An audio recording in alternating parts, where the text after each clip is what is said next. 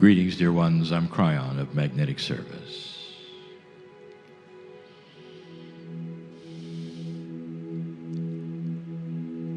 The room really has been warmed up. Over the days and the channeling, the information, the epiphanies, the room is filled with appropriate energy.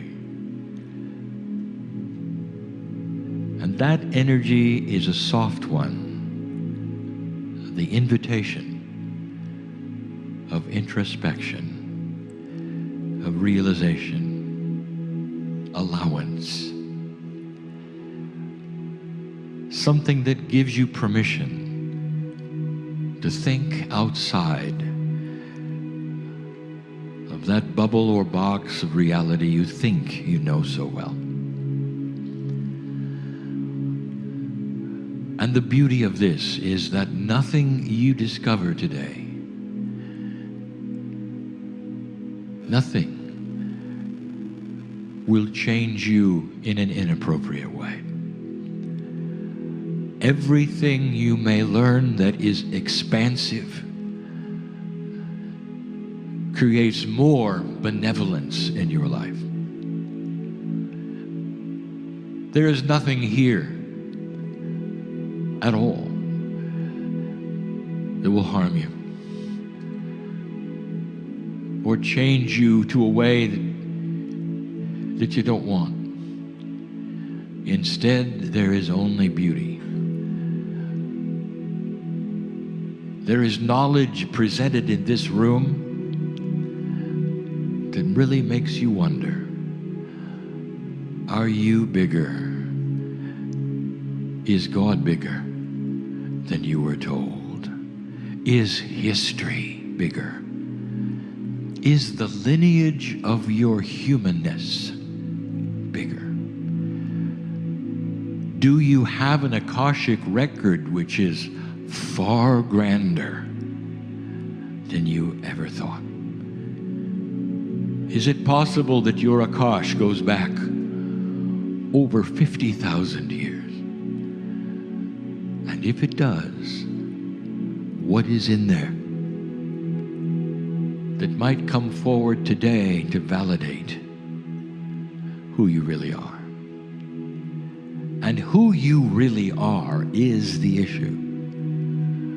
A soul that is very old, has experienced a great deal. But up to now, all of that has hidden behind a veil of understanding. That veil is starting to get weaker, thinner, allowing for some things to come through it that are going to enhance you. What were you told? What were you told about who you are?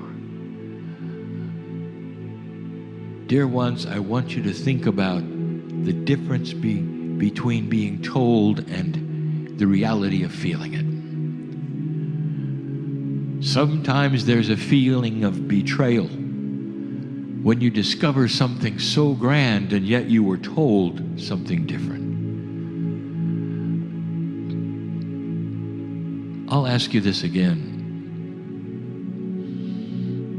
Perhaps those who gave you your reality today have passed on.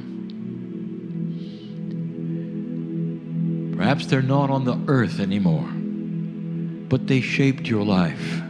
They shaped the spiritual part of you, or the unspiritual part. They gave you information. It's the best they had. And suddenly you discover there's more, and it's real, and it's so different than what they said.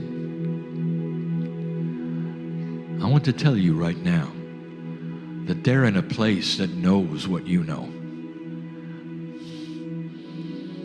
If I could paint a picture, their hand has always been out saying, look, find the rest, find the rest, find the rest of the story. There is no betrayal. in finding truth. No betrayal. There are those of you who are saying, I have so many questions, it feels so different. There's almost too much information. What do I do?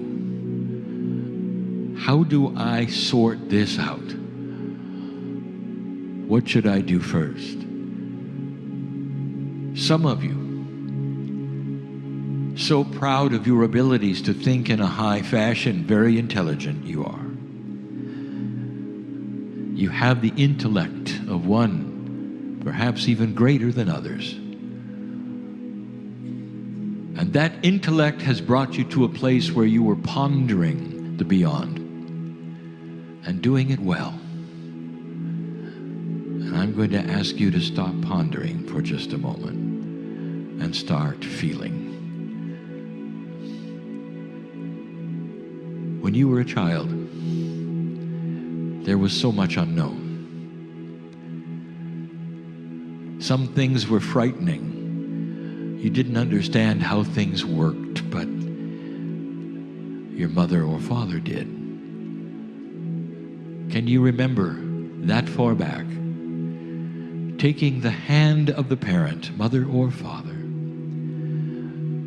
and walking out of the house and being taken somewhere that was different? There were sounds and smells and protocols and people so different. And it was frightening because you didn't understand it. But as long as you had your hand in the hand of mother or father, it was fine. Because they were there to guide you through that unknown. Can you remember the feeling? On one hand, you are frightened.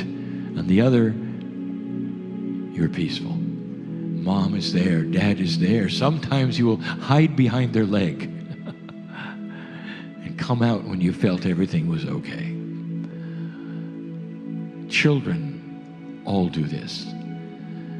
It's that part where they learn the reality which is beyond that of the child.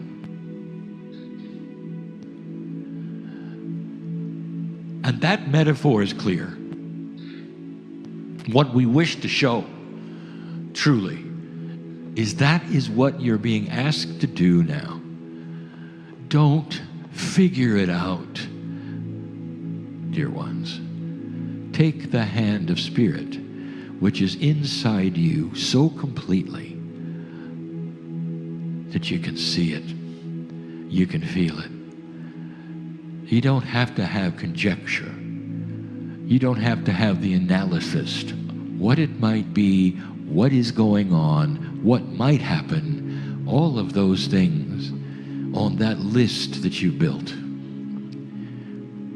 Instead, day by day, feeling it, having now intuition about it all, and not that which you have created in advance from your high thinking. This is the invitation. Now be clear, that high thinking will begin to shift and change as the new reality is apparent. And then the high thinking becomes intuition, and all of it is appropriate. And now it's more accurate than it ever was before. This is the new paradigm. Not knowing what is going to happen tomorrow, trusting that all is benevolent and on a path that is known at some level by the web of time. That you are known by God, directed by God, and that is inside you. And that God is everywhere, including inside you.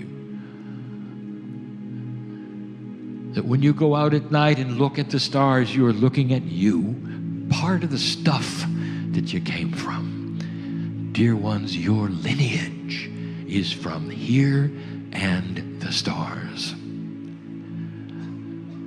Many of them not just one planet around one star.